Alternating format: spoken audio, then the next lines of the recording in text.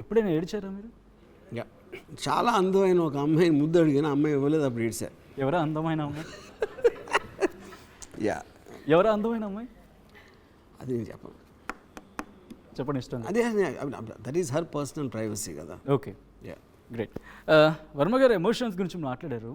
ఒక టాలీవుడ్లో క్రియేటివ్ సినిమాలు తీస్తున్న మీరు మనుషుల్ని ఉత్తేజపరిచే సినిమాలు, ఒక కాంటెంట్ ఉన్న సినిమాలు, బికాస్ ఆ పదాన్ని వాడితే యూట్యూబ్ స్ట్రైక్ వస్తుంది కానీ వాడట్లేదు, అటువంటి కాంటెంట్ ఉన్న సినిమాలు తీయడానికి కారణం ఏంటి? సబ్జెక్ట్ దొరక్క, సబ్జెక్ట్ లేకపోతే వర్మ అలా తయారైపోయాడు? ఇప్పుడు నేను కూడా ఇప్పుడు నేను చాలాసార్లు చెప్పింది, నా ఇష్టం వచ్చిన సినిమా నేను తీస్తా, చూస్తే చూడండి లేకపోతే మానేయండి, అదే ఆన్సర్.